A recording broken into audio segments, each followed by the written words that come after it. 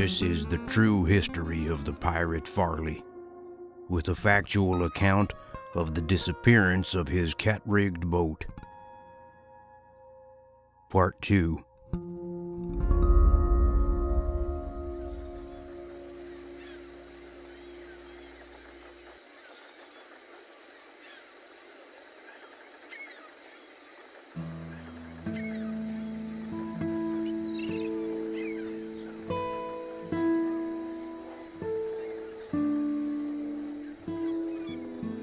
Well, we'd waited for what seemed like hours, but finally Fistrel and Shamley both had returned. She looked angry, and he just looked resigned, or condemned, like a man at a firing line yearning to be somewhere else, anywhere. But he went through the motions, and so did the crowd. They burned incense and chanted and danced, and the bride, her resentment was there in her face all the time, in her thin, little, tolerant smile. She was filled with such hate. And although at the time I was not yet aware of the cause, I could sense that it somehow related to us. When she looked at us, she would tear us to pieces if given the chance, you could tell. But her chance never came, for her father, the king, had arrived. Interrupting the ritual, he yelled for attention. Around him the crowd formed a ring. When the king told the people his Leah had been to the cliffs where the others had chosen a partner for her, they broke out in cheers. What a din! And they raised the new couple on shoulders and carted them right down the beach, singing songs, passing drinks, dancing dances. The celebrants showed no restraint. It was sheer pandemonium. Still, it was tainted, for all of the passion the crowd now exhibited showed just how formal they'd been before Leah and Farley had come. What began as a tribute to Fistrel and Shamley, somber and serious, now was quite clearly a joyous and happy occasion, with Leah and Farley at the center. Shamley looked as though someone had slapped her, repeatedly. Standing apart with a pent-up and growing resentment, she looked at her sister and Farley with open derision. The joy of the crowd was an insult to her. Even Fistrel, who offered to soothe her, seemed just to annoy her instead. Her own father and sister had stolen her moment. These people who ought to be dancing for her, she was nothing to them. They were wholly ignoring her. She was the bride. Not a glance did they give her. The revelers danced on the sand while she glowered and fumed, and poor Fistrel, he stood by her side, his face blank. The dancers all fanned out and started to sing and pass torches. We could have joined in. They invited us sailors, but none beside Farley would dance. I looked over to see whether Shamley danced, but apparently done with her wedding, she'd gone. I could not then foresee the great evil she'd wreak on us. Still, a great shudder ran through me, and gooseflesh broke out on my arms. I turned back to the dancing. Good Farley was thudding about, passing torches and laughing, his charm winning over the dancers despite his incompetent footwork. He shuffled around like a goat. And I smiled as he leapt, and then stumbled and glommed onto some poor old crone who proceeded to clothe him. He feigned a great pain and collapsed to his knees, and delighted the dancers bent down to assist him. And that's when he looked up, and all of his ease disappeared. He turned suddenly grim. In the midst of the revelry, Farley had noticed his shipmates, who normally reveled with reckless abandon, were cold and withdrawn. Not a word, not a tip of the hat, not a nod or a wave of the hand.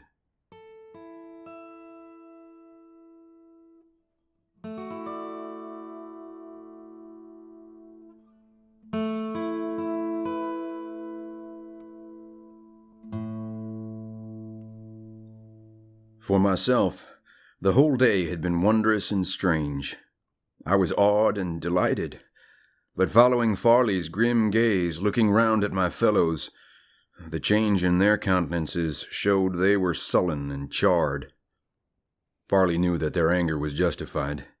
He was their captain, yet now they could see he intended to stay, to abandon his ship for this land he knew nothing about.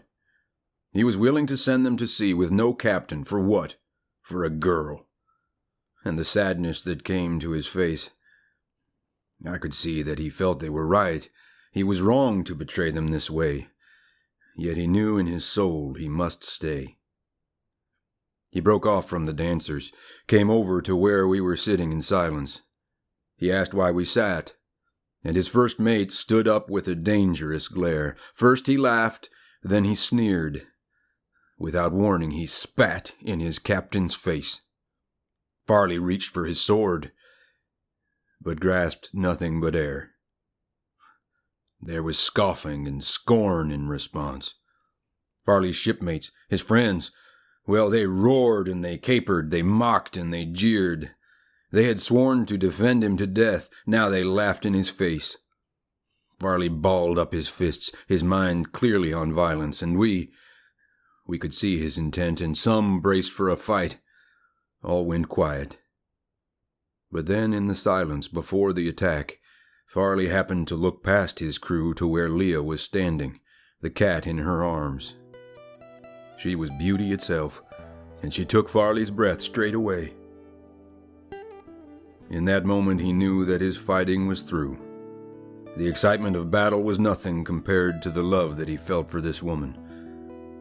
He turned to the man who had spat on him, saying, "I'm staying, so tighten your belt and assume your command. All these men will rely on your leadership. Keep a firm hand, but remember that you were a watchstander once. You must try to be kind. A man's life is worth more than a gem, and to value it so is to show all your crew that their trust is well placed when they place it in you." Well, we looked at him, not knowing how to construe his strange words, so unlike what we'd known. Farley knew we could not understand, so he bade us farewell. We've shared sunshine and gales, we've fought pirates and whales, and those memories ever will linger. But I'm telling you true that my roaming is through. This is home for me. Go now. The wind's off the land. Set your sails. There was nothing to say. The crew's anger had changed now to grief, so in silence we turned and we left. And I went with my mates, though I felt quite estranged from them. They were determined to go, but bereft of my captain, my savior, my friend, I could not well imagine. We passed through the jungle and back to the strand where we'd landed, but I was caught in a kind of a haze. Were we leaving? I smacked my thick head on a low-hanging branch, and I fell to the sand at the edge of the jungle. The pain was amazing, and dazed I just sat in the shells and the seaweed. Our ship in the bay at its chain looked so welcoming. Home. That was home to me. Still, without Farley, I couldn't conceive. So I sat in the beach rack, completely perplexed, indecisive, until I heard a rustling behind me. I turned, and a cat darted back into shadows. The undergrowth there was so dense I could hear but not see as it scurried away and then stopped. It was still there. It was staring at me. I could sense its attention. It stirred once again, and I filled with desire to follow it. I couldn't say why, but I felt a compelling, immediate need to pursue it. I swallowed my doubts and I rose, as though under some spell. I was turning back into the jungle when one of my mates shouted out.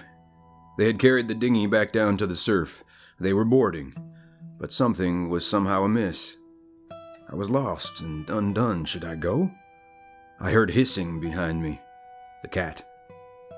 But the surf made no noise, and the sun sinking out of the sky gave no light. I was lost. My thoughts scattered and nothing made sense. "Come embark, or I'll clout you again," cried a man at the dinghy. I rose and I staggered as best as I could down the beach. Now, they say there is a part of us deep down that knows where our happiness is. If we listen, it teaches us what we should do. I don't know if I credited much, but that day, there was something that urged me to stay on that island. I ought to have pled with my shipmates to wait, but unable to purge these new feelings, I came to a stop in the sand. Looking back, I could see that the cat had emerged from the jungle. "Come, give us a shove!" The command made me turn once again. With the fall of the surge, I saw into the dinghy, saw all of my mates, and my heart filled with sadness. Already I knew I was staying. I'd see them no more, for our fates were not one. I think back to that moment. The crew in the dinghy, myself, well, just standing there dumb on the sand. I think back and I wonder how different my life would have been if I'd heeded their grumbling cries and walked off of that island. But I didn't. They shouted and threatened to leave. But when I raised my hand in farewell, I did not trust my voice. They grew silent. They stared. Disbelief was apparent on some of their faces. Some fought with disgust. Then the man in the surf turned and shoved them away. He jumped in, and the oarsmen began to pull back toward the ship. For a moment I hovered there, hoping for some kind of farewell. Not a man of them smiled or waved, not a one. Did they feel I'd betrayed them? We'd been through so much. We were friends. But they didn't look back. I was crushed. So I wheeled and strode back toward the jungle, aware of the rend in my heart, but determined to never regret what I'd done. Why I'd done it, I wasn't quite sure, but the choice had been mine. So I thought. Then I met that strange cat as I entered the trees. Had it lured me to stay? Was there some kind of magic at work on this island? Some sort of enchantment? The cat, with that nonchalant way that cats have, almost smirking, leapt down from a stump and dashed off. That was that. I'd committed myself to a life on that island.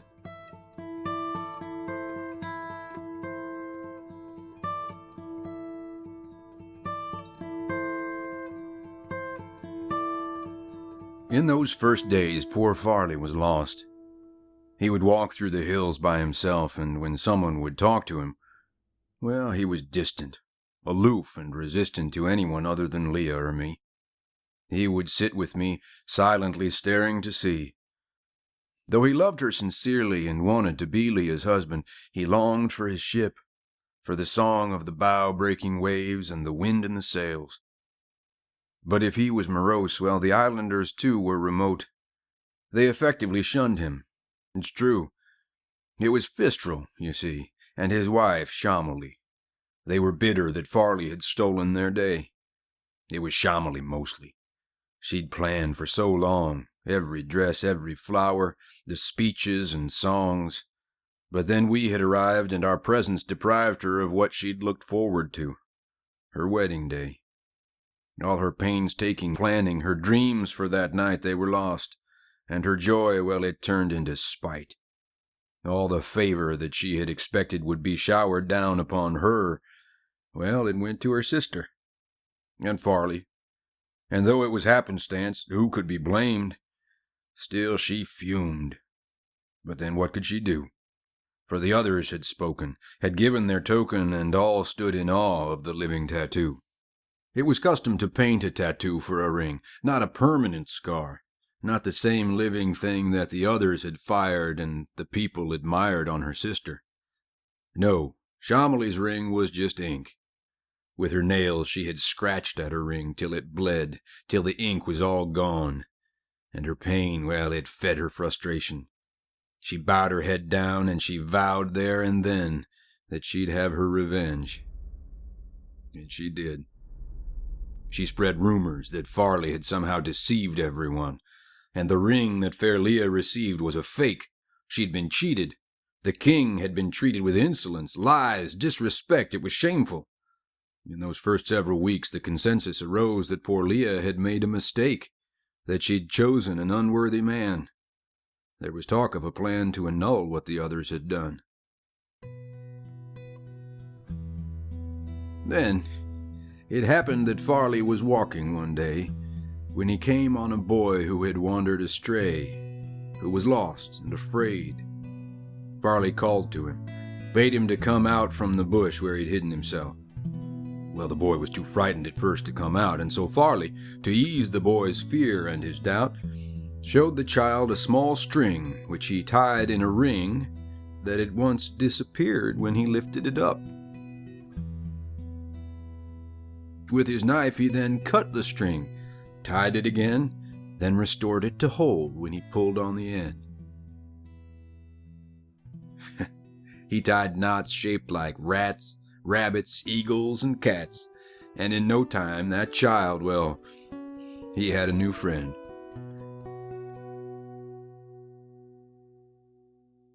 The child's parents were frantic when Farley arrived, but they thanked him profusely, and though he contrived to depart straight away, they made sure that he stayed for a meal, which he did, and that meal turned the tide.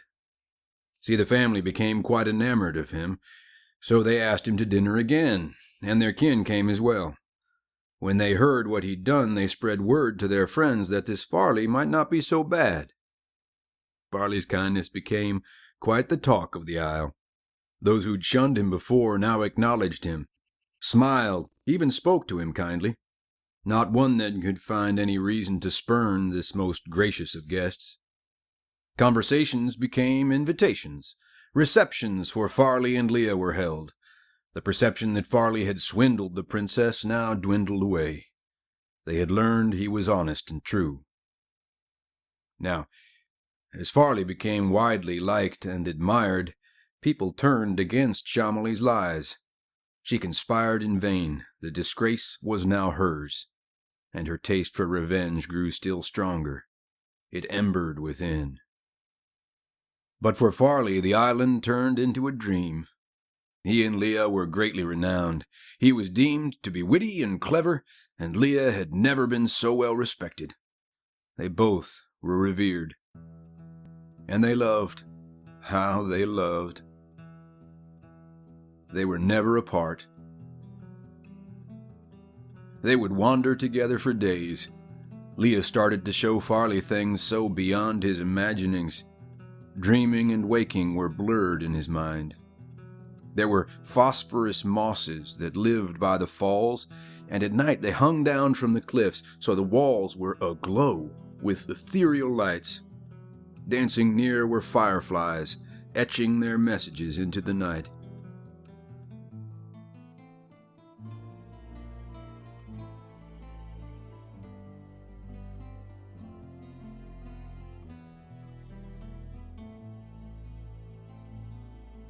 On the island's far side was a valley with trees that supported a village which swayed in the breeze.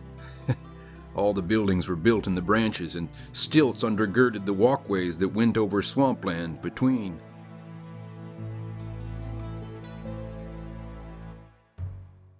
On the slopes of an ancient volcano, a lake contained reeds, which when smoked or when ground down and baked into bread would give sight in the absence of light. For a time one could see like the day in the night. There were wonders of every conceivable kind. Leah shared them with Farley, who no longer pined for the salt and the seas, for the skies without trees. He was home. He was where his heart meant him to be.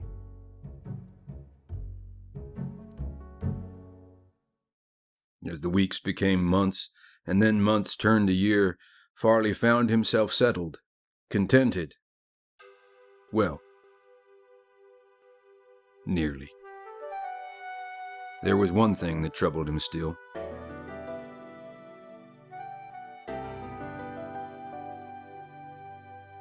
From the first, we had known there was something, well, strange about cats on that island. They seemed almost dangerous. People gave way to the cats. They would stay at the side of the trails to allow cats to pass. They were treasured, admired, not at all like the pets people keep in their homes. On the island, they let those cats roam all around. They were free, and yet bound to the people somehow. Certain people, like Leah and lovely Charette.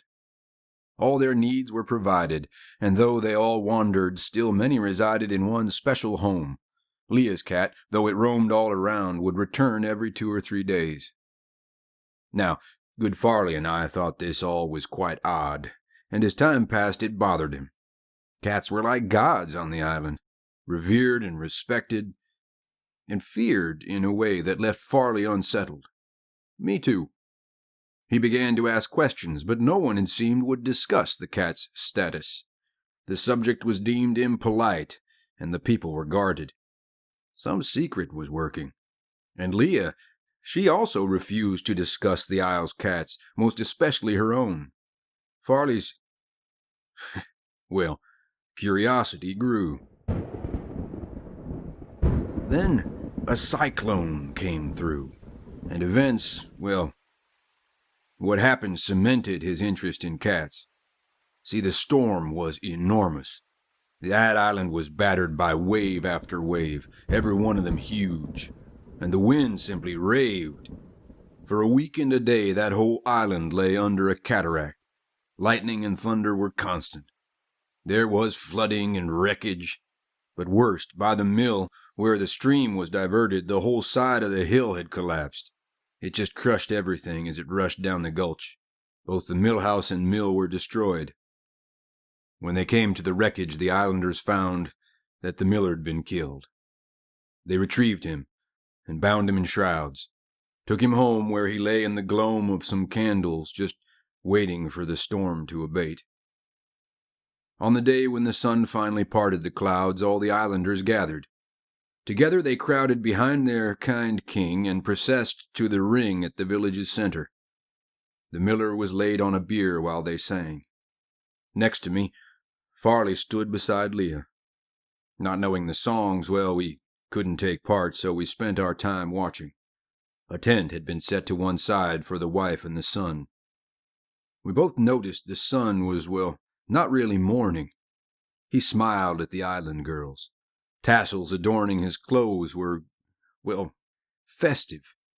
He laughed and he jested with friends while his father lay dead just before him. The wife of the miller was equally odd. She seemed nervous, not mournful. She looked at the body before her as though it might sit up and crow, as though somehow she wasn't quite sure he was dead. When the singing was done, a procession went forth. With the bier at the front, a long line filed north into jungle so dense it created a fence on both sides of the path, so they went single file. At the edge of a gorge, the procession was halted. A man with a cat mask came forward and vaulted across the deep cleft. From the far side, he hefted a sort of a ladder from out of a cave. The man lowered the ladder to span the broad gulf, and the bier was transported across to the shelf on the chasm's far side. Then the body was tied to the bier, and some faggots were placed underneath. The bier bearers returned, and the ladder was stowed, and the man in the mask vaulted back. His pole bowed till it bent like to break, but then, quick as a shake, it sprung up, and the man flew across the defile.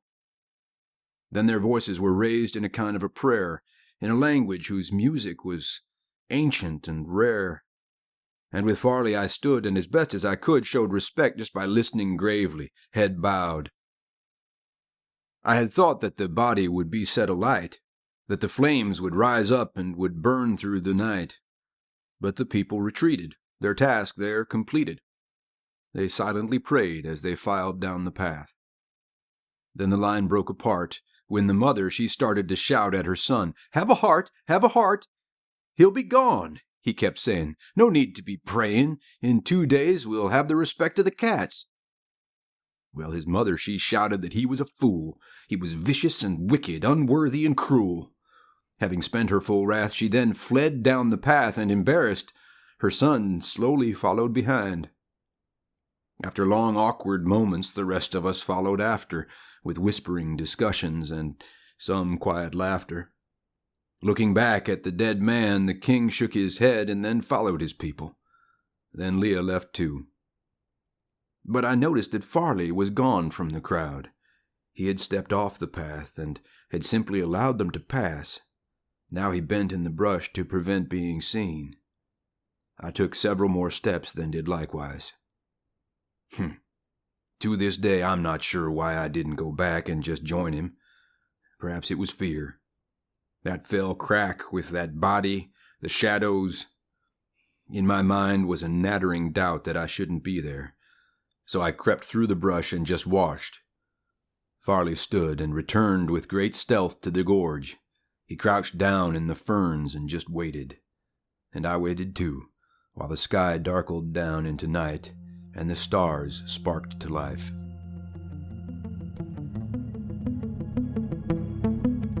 After minutes had passed, Farley tensed, and I followed his gaze to the gorge. There was movement. I swallowed an upsurge of panic. Beside the dead man, there was something that crept through the shadows, some things. Well, I couldn't believe my own eyes. There were cats in the shadows. Or were they the shadows of cats? There was something ethereal in this funereal place, and I couldn't tell shadow from substance. Farley stepped to the edge of the cleft, and it seemed that the cave shadows also advanced. Like a dream come to life, they surrounded the miller. A sound like the wind, a soft moaning came out of the chasm.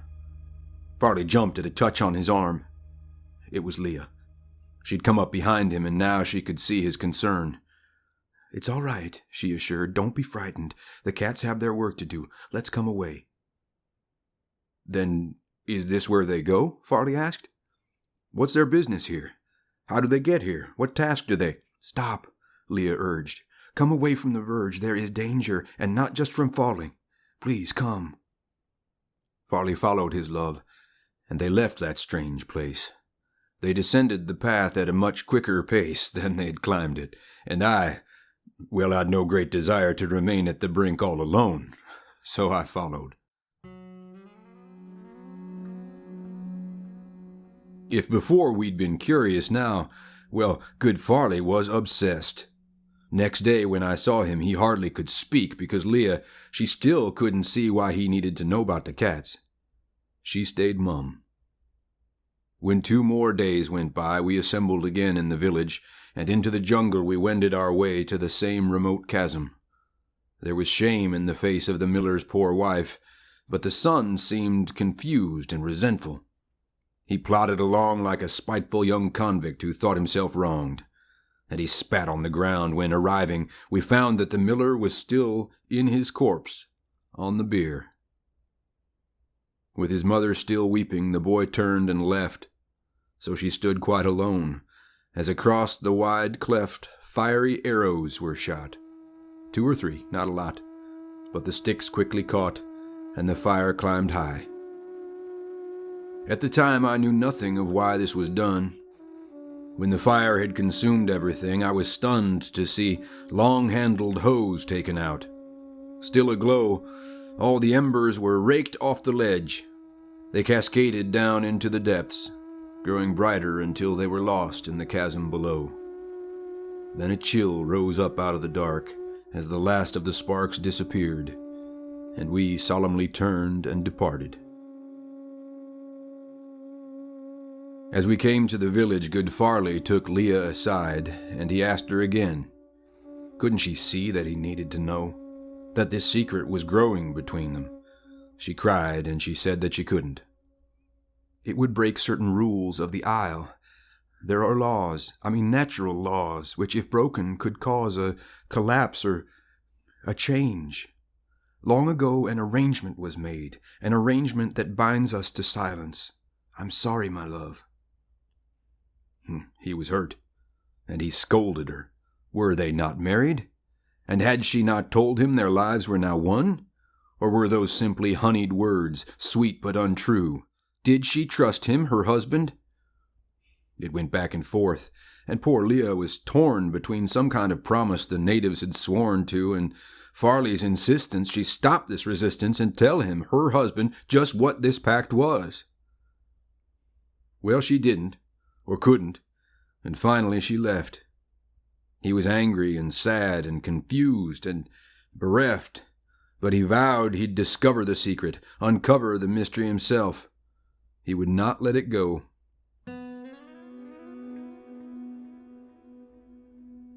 He determined the cats must have some kind of gathering place on the isle, so he followed their paths with the hope he could locate their secret abode. But he lost all the paths in the thickets and briars. Now, he asked me to help, but I have to confess I refused. See, I'm not fond of cats. I detest them, in fact, and they don't much like me. Now, I won't say they single me out, but... well, yes. Yes, they do. When a cat finds a person indifferent, or worse, when they sense an aversion to cats, then the first thing they do is start purring and rubbing and furring all over the place. It's disgraceful. They glory in causing discomfort in those who would rather they left them alone. I still get in a lather remembering my persecution when I was a boy in the orphanage. That cat was bad.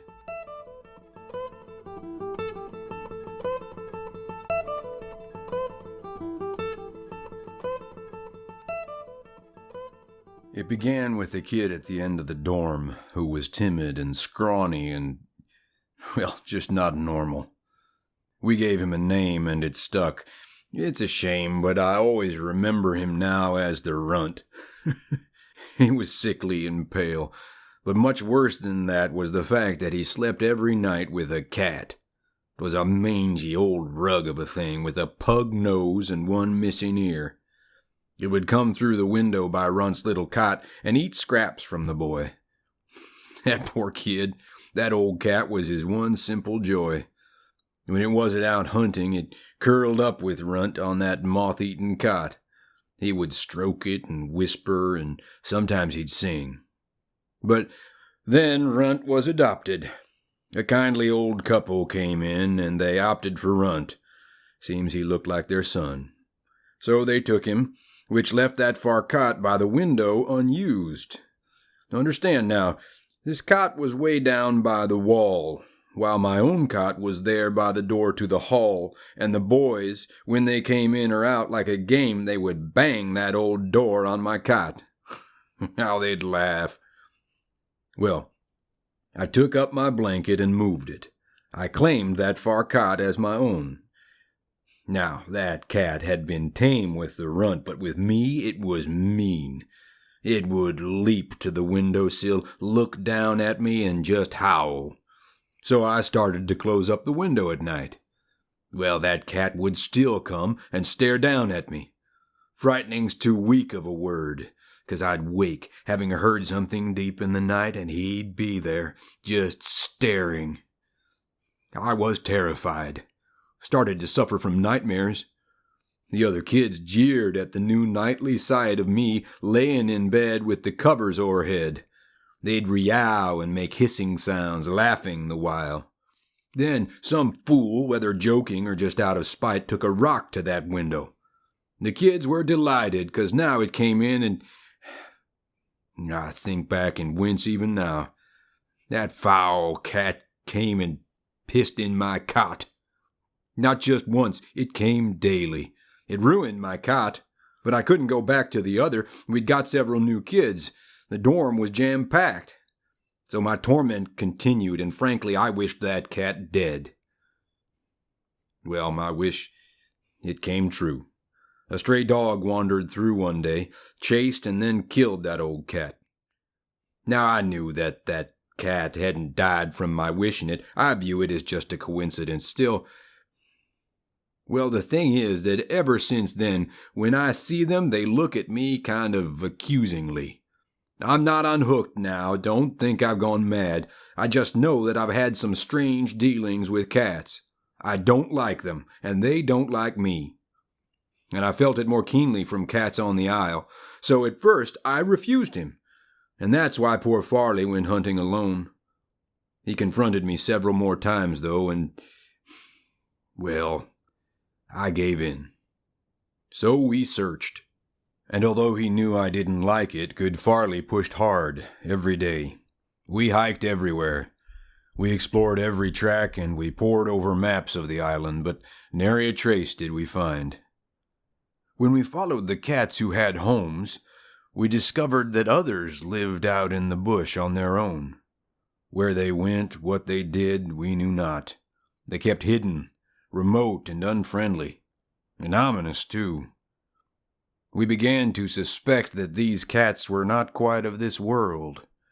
When we followed them, somehow, despite being cornered with nowhere to go, and although we were watching them, somehow they'd just disappear. In the following year, we were witness to 3 other funerals. 2 were the same, just as creepy and weird, but the last one was different. It cast a new light on the cats and the islanders both.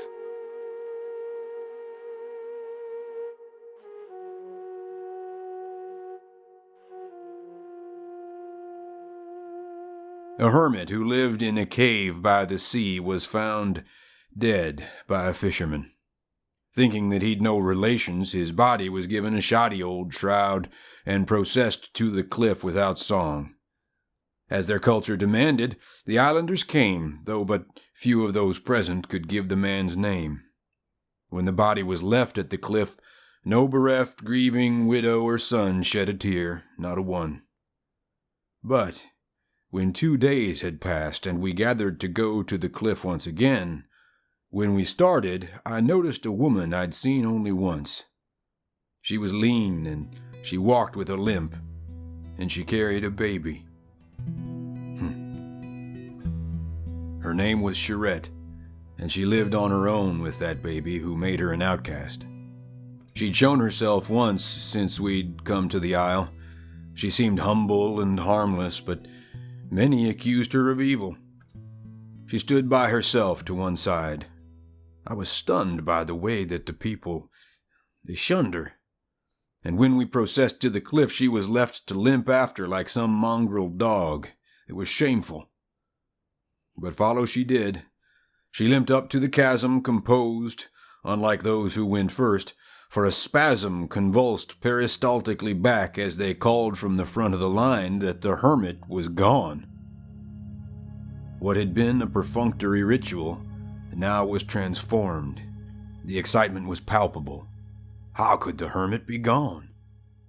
As we came to the yawning defile, all the people were whispering, pointing, and there where the body and bier had been left, there was nothing except, at the edge of the cleft, an indifferent gray cat, who attentively sat and observed all the fuss on the opposite side.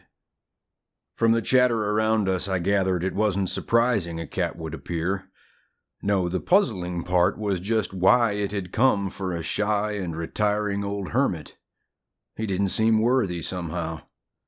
I looked over at Farley, who showed with his eye that my questions weren't welcome, although his uncertain expression bore out the impression that he understood just as little as I. Even Leah looked curious, though not so confused. Expectant, perhaps, is a word better used. With her father and Farley, she stood as the bar that the vaulter had used was now lowered to span the defile. Then the crowd became suddenly still. We were waiting, for what I knew not. But a thrill shot right through me, when faster than thought the cat dashed to the end of the bar and then stopped, looking round. With a haughty insouciance it gazed at the crowd on the opposite side. It was regal and proud, and we waited to see what its next move would be, but it clearly was not in the mood to be rushed. It sat down once again and looked over the side of the cliff, idly pawed in an ear. Then it spied a small moth that was dancing through shadows. Entranced, the cat watched as the moth flitted this way and that. And the whole congregation just waited in silence. When long minutes had passed and the gathering started to restlessly shift, all at once the cat darted out onto the pole. Then mid-span, as the whole group of people collectively gasped, the cat paused. I would swear that cat, it was toying with us. It leaned this way, then that way. It teetered. and just before falling it stepped lightly forward and leapt. Someone screamed, but the cat landed gracefully, safe now on our side. The people exhaled and stared. They seemed anxious, alert, and uneasy. But there was a mystery here, so they held back their fear and they waited and watched while the cat gazed around. It took only a moment for him to decide. With purpose and confidence, slowly he strided around past the group into brush, where it looped through a thicket, then back to the path right behind us. We turned like a compass. I'll never forget. And we watched as the cat made its way to Charette. She was standing alone with her child, still as stone, and she didn't acknowledge the cat when it came. But the cat softly mewed and the baby gave cry, and reluctantly kneeling, Charette gave a sigh as she showed each to each. And so gently the creature looked into the blankets it seemed almost human. Charette let them gaze for a brief little while, then looked up and, self-conscious, she lifted the child once again. Then she turned and limped back down the path with the cat now beside her. He trotted along as though somehow he'd come to belong to Charette. But belong isn't right. He was not like a pet. As with Leah's companion cat, this one was more than that kind of an animal one simply owns.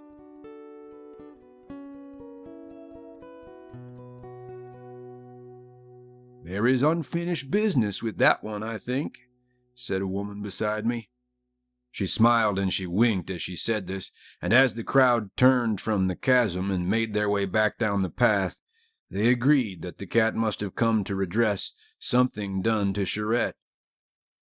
Though the people continued to shun her, there now was a kind of respect. And resigned though she was to her solitude, now she possessed that renown and esteem that companion cats brought. To this day I can't say what connection was wrought at the edge of that cliff, or what possible difference it made in the lives of the people the cats chose to grace with their presence. But clearly the choice brought prestige to those chosen. Charette had no voice on the island, but now people nodded and bowed when she passed with her child and that uncanny cat. Well, now, Farley had had quite enough. He took Leah aside. She could tell from his look, she could see that he'd no longer take her excuses. She'd make him her confidant now, or she'd lose him for good. No more secrets, he said, by the side of the trail, and she finally relented and told him the tale. She feared that to tell might unweave the isle's spell. 'Twas unclear whether wedlock made Farley a native. She was taking a risk in disclosing their lore, but the secret would come in between them no more. He was not from the isle, but she told him, and while we remained on the isle she hid nothing from him. What she said, Farley never revealed to me. Oh, I asked. He averred that he just wasn't free to disclose island lore. He assured me he'd pour out the secrets if he were allowed. We were friends. He would only say Leah had risked quite a lot in revealing to him what she did. He had got her to tell him, but now that he knew of the powers at work on the island, he felt he was bound. It was clear Farley's attitude changed after talking with Leah. He wouldn't explain, but while walking, he now stepped aside for the cats. When I tried to inquire the reason, he just shook his head. And I knew that this newfound respect for the cats had to do with the funerals. Why, though? Well, that was the question I never got answered. It severed our friendship, to tell you the truth. I was bitter and felt, well, betrayed. And eventually we just grew apart.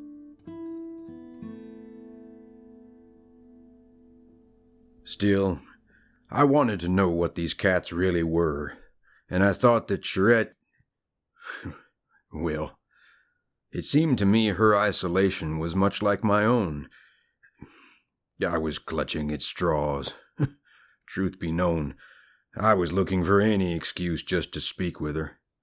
Something about her had touched me, her face and her eyes, but I doubted myself. I was shy. I still am.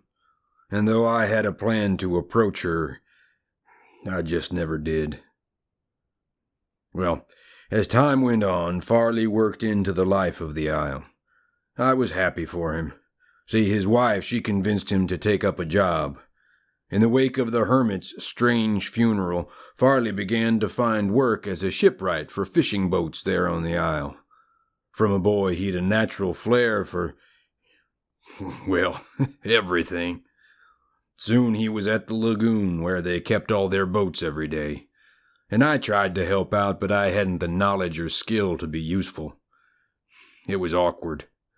One day I feigned illness and found myself wandering around. I was fond of just hiking and thinking. I came on a man who was clearing the trail. Well, we fell into talking. He worked as a weighman. His job was just walking the trails of the Isle and then clearing them. Smiling a wry sort of smile, he explained it was work that he loved, though it sometimes was lonely. Well, long story short, I took work as a weighman. Along the meandering trails of the Isle, from the vales to the hilltops, I worked clearing wind-fallen trees, digging ditches for drainage, and trimming back underbrush. Finally, I'd work of my own. I had blundered straight into a trade that was made for me. Not that I loved it. I didn't. But this was a job I had won on my own. No one's charity got me that work. I had done it myself. It was hot in the sun. It was cold in the rain. But I'd hold up my head when I met up with anyone, even Farley. We had drifted apart, my friend Farley and I. He'd his work at the shipyard, and though I dropped by when I could, I confess that I did so with less and less frequency. Something just made it, well, awkward. I think I was jealous. Regardless, I worked as a weighman and found that the job had its perks. All the time I was earning my way, I was learning the ways of the island as well. From the forest of ferns to the mangroves and swamps, from the hieroglyph cliffs of the others to the gorge of the pyres, I worked all of the tracks. And the work broke my back, but I kept to it, partly because, well, charette.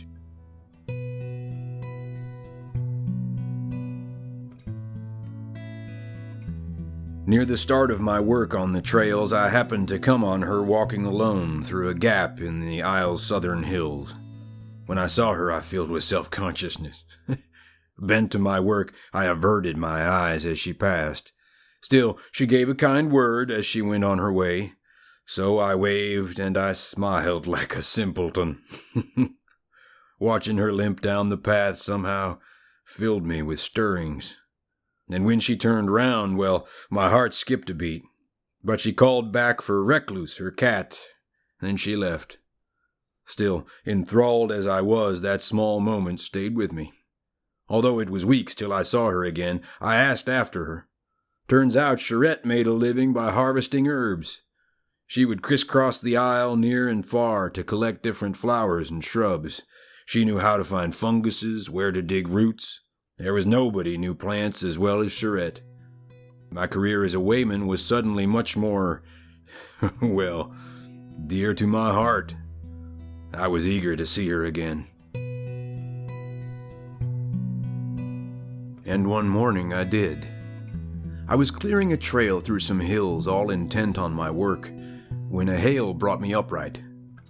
Charette stood before me. Oh, the sweat on her brow made her glow like an angel. She started to speak, but her child, in a sling on her back, had decided that stopping meant playtime. She whacked at her mother's long braid. Then, delighted, she made to pull off Charette's ear. Oh, she cackled with joy as her little hands taffied that lobe out of shape. Well, Charette, with a tolerant tenderness, draped the sling round so the child couldn't reach her. She smiled at her daughter and said, She's my boon and my bane. I just stood with my shovel, not knowing what to say, feeling awkward and unaccountably happy. She played with her child for a moment, her face all aglow. Then she turned back to me and said, "Pardon my asking, but under those brambles," she pointed, "grows alculus. Beautiful, isn't it? Only this valley contains it, aside from the Vision Cliffs." I hadn't noticed, but there in a crease just below where I worked was a patch of fine flowers. I'd rather not ask, but with on my side, I can't gather them there on my own. Were I here all alone... She trailed off. I was already pushing my way through the thorns. Well, I grasped the plants low, and they slipped from the soil. As they did, though, my heart, well, it skipped. Those plants shocked me. I swore. Charette laughed. But before I could throw the things down, she held out a small sachet and asked me to put the plants there. I assumed you would know to wear gloves, since your friend was tattooed. I had no notion at all what she meant, but enthralled by her presence, I asked, just to keep her there talking. Her smile was enchanting, and as she explained about alculus, my poor attention was strained. She was beautiful, kind, and her eyes, well, my mind tried to focus, but none of my senses complied. I was just overwhelmed. Being close to her, hearing the sound of her sweet, mellow voice. And I fear I will never again have the chance I had then to learn more about alculus. When she withdrew, when my mind returned to my body, I tried to remember her words, but my memory supplied only snatches. She told of the plant's special hold on the island, how long, long ago, in the far distant past, people came to the isle and discovered the magic contained in the plants. They uncovered a power they couldn't control. Oh, I should have paid closer attention. They used it too much somehow. There at the cliffs where they lived, something happened. Their greed for the alculade changed them, entrapped them in mist.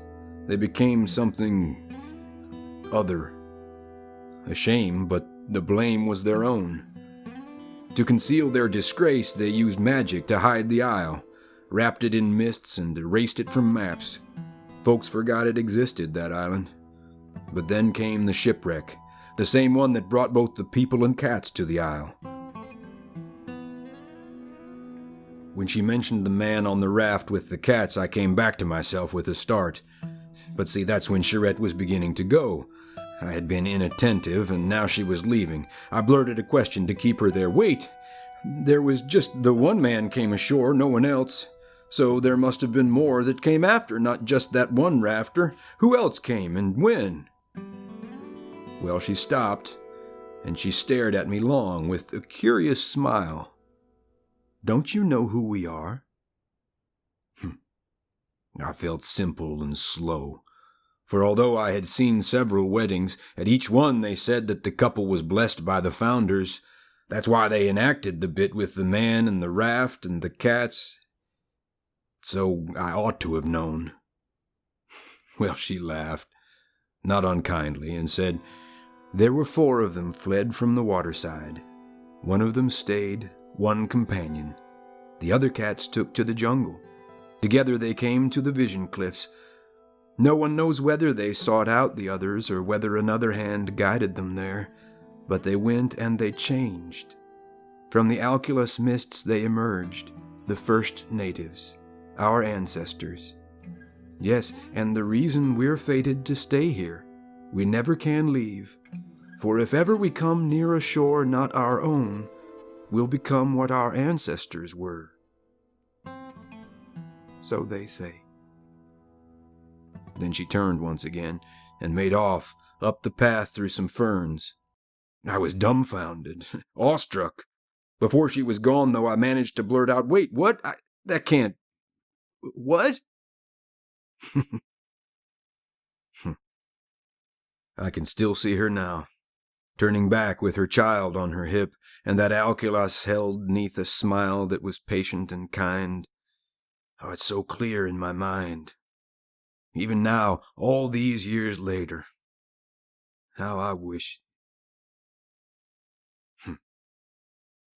Well, she lifted the alkaloos, breathed in its scent, then she said, "Your friend Farley received, when he went to the cliffs, a tattoo. Have him show it to you. In those alkaloos flowers he wears there are cats."